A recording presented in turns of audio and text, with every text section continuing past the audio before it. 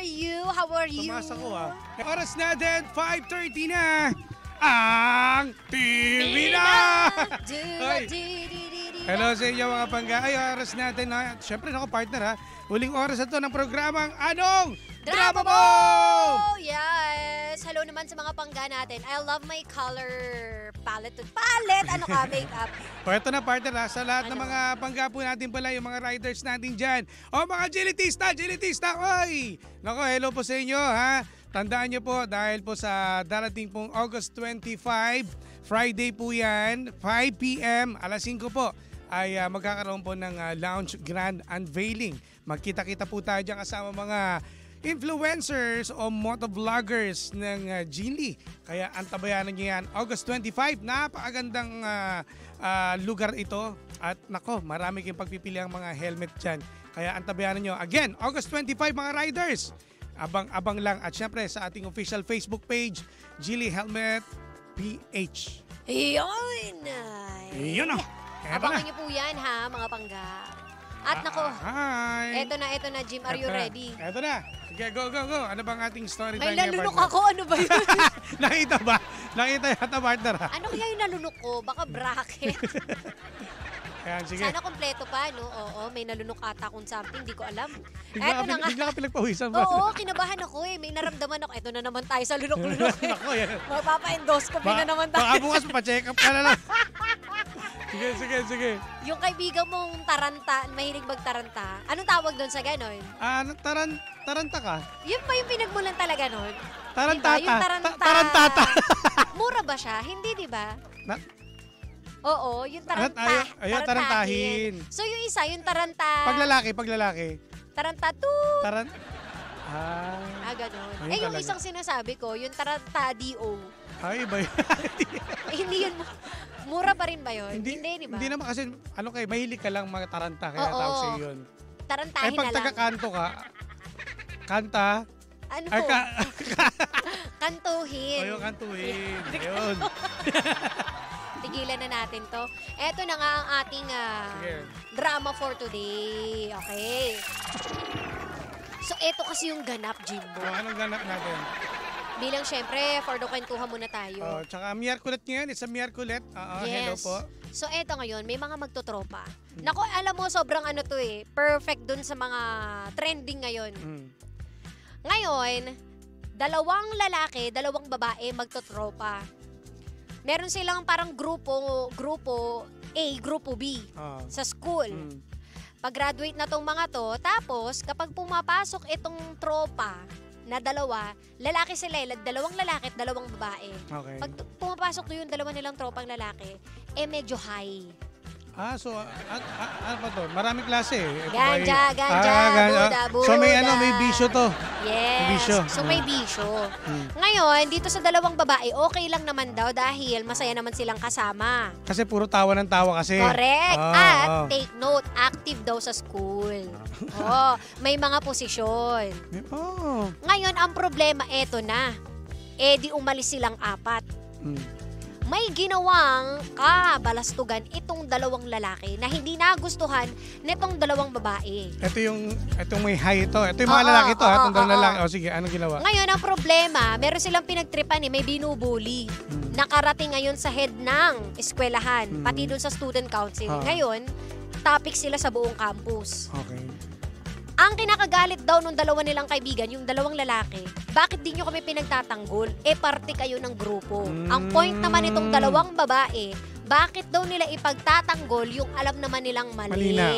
Pero ang problema yung sinumpaan nga nila. Sinumpaan nilang pangako. Diba? Wala mag-iwanan. Yes, Kampi-kampi. Mali man o tama. Correct. Ngayon, etong tinatanong niya, ano po ba ang dapat kong gawin? Dapat niya raw bang iwan? Yung tatlo niya na magkakaibigan kasama ng isang babae. Dahil ito atang isang babae, medyo nare-recruit na rin. Kumbaga, alam mo yun, ayaw niyang kumampi dito sa isang babae. Kumbaga parang boto na doon sa dalawang lalaking Yes. may bisyo. Correct. Okay. Anong araw ba ang dapat niyang gawin? Intindihin niya ba? Tinatanong niya kasi parang feeling niya siya yung may mali Ganon, kumbaga parang siya pa yung nang ano sa kanya, nagpahamak. Parang ganon. Siya pa mismo yung sinisisi. Parang ganon, oo. So, yan.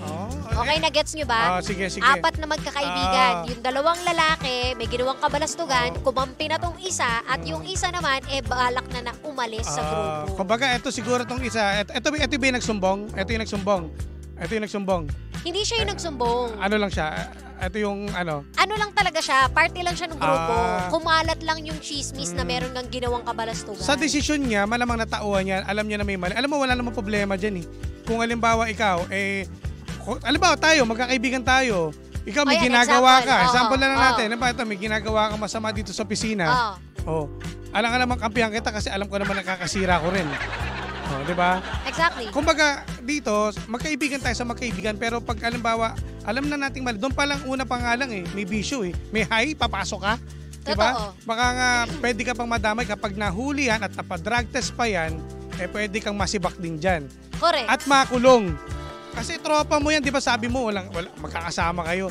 Baka isipin din ng mga magulang mo, magulang nila, na isa ka na rin sa gumagamit. I agree. Diba? At ako sa decision na yan, okay ako doon na umalis siya. Oo. Kunwari, eto, perfect example na lang. Tayong dalawa, magkaibigan. Hay ako, ganun. Kunwari, may ginawa kang mali. Di ba? Hay ako, Hindi naman para kampihan kita Ipagtatanggol kita kung alam kong tama ka. Di ba? And, ipagtatanggol or sasamahan kita, dadamayan kita sa mali mo kung alam kong part din ako nun. Di ba? Kasi kumbaga, hindi mo naman mamimeasure yung pagkakaibigan nyo sa pagkukonsinti Hindi ganun yun. Paano ba pag sinabi mong tunay tayong magkaibigan? Hindi naman pag mali ka, kukonsintihin kita. Hindi naman ganun. Ano ba ang kaibigan para sa'yo? Ang kaibigan, i-inform kita kung saan ka nagkamali. Iko-correct mo ako. Iko-correct kita. Iko-correct mo ako. Tapos, hindi kita iiwan. Tama. Diba? Hindi kita iiwan. Iko-comfort pa rin kita. Nandito ako sa tabi mo. Pero hindi para suportahan kita sa mali mong ginagawa. Tsaka, ang magkaibigan, diba, kapag halimbawa may mali, pinag-uusapan yan. Kakausapin mo siya. Hindi mo siya basta-basta lang aalis ka agad nang hindi mo siya in-inform. Dapat kausapin mo na, tayo to, mali na yung ginagawa mo. Alam mo, okay lang naman na maging makulit tayo, pero sana naman, nag-iibang level ka na, nagbabago ka na. Hindi na ikaw yung kakilala kong ganito noon.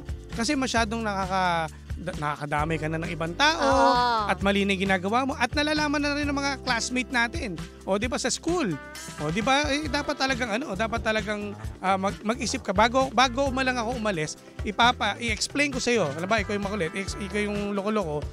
Totoo ba? Hindi. I-explain ko sa iyo na eto na, sorry kung talagang hindi ka magbabago, pasensya na. Titiwalag na ako. May laya ka naman talaga na umalis siya kung alam mo mali na Correct. At saka ano lang yan it's a matter of accountability. O example, eto, totoong nangyari to. Naalala mo no na may nangyari na nagkamali ako at malaking danyos, kumbaga may problema tayo. Na partner ko si Jimbo. Ano ang dapat naming gawin? Syempre madadamay si Jim kasi partner tayo Wala pinakaiba sa tropa yan Correct. Baga damay pa rin ako dyan So syempre, bilang accountable ako dun sa ginawa ko, di ako na mismo nagsabi, may mali po ako. Wala pong kasalanan si Jim. It's my fault. O negligence ko po yun. Partner ko po siya. Ang mali niya lang, hindi niya ako nasubaybayan. At ang mali ko rin ay hindi kita pinagsabihan. Correct. Pero, kita. ang maganda doon, inako ko yung pagkakamali. So, parang pareho dun sa story natin. Kung kayo nadadamay kayo dahil sa kalokohan ng kaibigan nyo, di ba dapat yung mismong gumawa ng kalokohan, siya ang magsasalba sa'yo. Total, kasalanan po namin pero itong kaibigan namin nito, wala po siyang kinalaman dito. Correct. Hindi porket kaibigan po namin, ikadami po namin siya. Ganon. Hindi yung hahatakin mo rin yung kaibigan mo pababa. Kasama po namin yan. Hindi totoong kaibigan yun. Totoo. Yan ang tawag ng traidor. Loko-loko. Di ba? Di ba? Ganon yun. Walang kwenta yun. Di ba? Idadamay ka pa. Totoo. Hindi dapat ganon. So, kailangan mayroon ka paninindigan rin sa sarili mo. Tsaka ito sa mga estudyante, total magpapasok ka na. Yung mga ganyan po na may kaibigan kayo, huwag nyo konsintihin. Kapag alam nyo may bisyo na, yung mga ganyan, umalis na kayo. Kasi baka anong pa mangyari, madamay pa kayo. mamaya may bulsa, meron pa nasa loob ng bulsa niyan. Madami ka pa. Kasi Totoo, pag sinabi natin, nag-i-enjoy kayo kasi makukulit sila, tumatawa sila. Dahil impluwensya ng droga yan. Pero dapat yung mga ganyan, sumbong nyo yan para magbago. Kasi baka hindi lang yung gawin sa inyo, baka pumatay pa yan. Delikado pa lalo. Exactly. Hindi pa pwedeng ganyan. Hindi kayo porkit masaya sa ibang tao nga, nagagawa nila saktan eh. Nabubuli ng iba, mamaya iba pa yung trip nila. Manuntok pa bigla. Sa'yo, hindi niya kayang gawin kasi tropa ka. Nakikilala ka pa. Paano pag lulong na yan? Diba? Baka, Totoo. kababae mo pang tao. Diba? Ito yung babae. Diba? Kababae mo pang tao. Yung dalawang lalaki, loko-loko. Diba? Yun lang, ang mahirap rin kasi dyan eh. Yung magtatakipan. Alam, ibang kaso yan eh. Ano yan eh. Pinag-uusapan nyo, pinagbabawal eh. Krimen na yan, hindi na yan basta kalokohan. Tsaka mabata nyo po, di ba? Huwag ganyan. Sana ang bottom line neto partner, ang dapat nilang gawin dito is, kapag may ganyan kayong kaibigan, hindi man estudyante, sa mga tropa ninyo, kababata ninyo, kasama nyo sa opisina, ano pa ba? Ano pa bang pwede? Kapitbahay ninyo, kabarangay ninyo, kalugar ninyo. Kapag ganyan ang inaasal, pagsabihan nyo, kapag hindi nakinig, umalis na kayo. Ganun lang kasimple. Basta ginawa mo yung part mo. Ginawa mo bilang kaibigan kasi concern ka sa kanya. Yes. O yun ha. Galing na kay Tito Jim. Kaya sana makinig kayo yung mga chikiting natin. Sa lahat din ng mga magtotropa. Ay nako, hindi dyan nasusukat ang friendship sa pagtatakipan. At ang katagang, ang magkakaibigan ay hindi nag-iiwanan, nagdadamayan. Pwede naman po yan. Pero kapag ang tao o isang kaibigan mo ay iba nang ginagawa at may bisyo, ay ibang usapan yan. Yes. Yan ay dapat mo nang iwan. Diba? Yun! O ha, kailangan yan. Kailangan kayong matuto. Ay, nako. At bago lahat pala partner to, bago natin tapusin yung programa natin. Oy. Gusto ko lang magpasalamat pala kay paring Jason, si Jason Fernandez, ang The Voice. Uy, partner, hello naman sa'yo. Binigyan ako ng O's for Men. Thank you Jason Fernandez, mahal kita pare. Papa, love you Hi Jason, baka naman bisita ka rito. Bisita ka dito Papa. Kasi gusto niya taga Parañaque ito partner. Gusto niya pumunta. Sabi ko, open naman dito sa amin eh. Oo nga, halika na dito. Dali Jason. Punta ka dito pare Let's go Jason. Nanonood siya ngayon sa live. At congratulations kung ikaw ay simulan. May business na rin eh. Antaray, ikaw na kumakanta na, may negosyo pa. Sapon! Ganun talaga. Pakantayin natin dito pag pumunta yan. Oo, do it tayo Do it! Papa Jason, thank you Mahal kita. Ay nako, yan. Partner, may pabati pa tayo dyan? Teka, ito, natin. Pa-shoutout daw ako. Pa-shoutout po ako. Pati sa dalawa kong pamangkin na si Saija at si Aliyah. Ayan, thank you. Sabi ni Liz Felipe. Hello. Hi, kay Nathan Coelho and si Maine Enrique.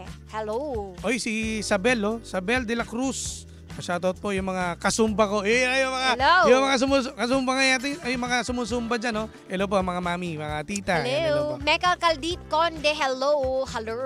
Si Mark Cubiano. Nakakamiss ang Pinas. Oo. Pag pumunta ka dito, pag umuwi ka ng Pilipinas, pwede ka pumunta dito sa stasyon. Yes, anytime. Anytime yan. Open ka dito. Open! With open arms. Ayan at dahil dyan, panibagong drama na naman ang hindi natin nasolusyonan pero ating napag-usapan. Kaya ang masasabi ng Jim si Jan ay, anong drama mo? Ano bang drama ninyo? Kung may drama kayo sa buhay, pwede nyo i-share sa amin yan sa Sheena 1067. At may umabol pang pabati. Ano na natin sorry na. Jim Shi, ayan, pabati naman po ang mga boss ko, si Ma'am Zet at kay Ate Cheryl Garcia. Hello. At sa labing husband niya na si Kuya Eric Garcia at kay Manager Justin Gomez na nakikinig po sa restaurant ngayon sa De La Puente. Oy, nasa resto. Oy, hello Sorry po. naman. Hello po. Pakilaksan po yung dyan radyo. At si Janjo, 55 ka na daw, Jimbo. Grabe naman, oy! Si Marvic Santiago. Pasarot po yung mga taga Bicol. Marahal na hapon sa inyo, mga Oragon. pangga. Ayan, at ito na talaga kami po yung magpapaalam muna pansamantagal. Bukas ulit magkarinigan tayo. Susunod na, The Monarch of Philippine Radio. Walang iba kundi si Kuya Chico! pagbabalik Ang pagbabalik! ng Maton. O, kaya naman chill lang kayo dyan. At tutok lang na kasama't nakapiling ninyo nag-iisang pabebot na si Sheena. At ang inyong Jimbalicious DJ, ako po si Jimbo. Dito lang yan sa programang Anong Drama Mo? ng number 106.7 Energy FM. Pangga, wag sabing radyo, Sabihin mo!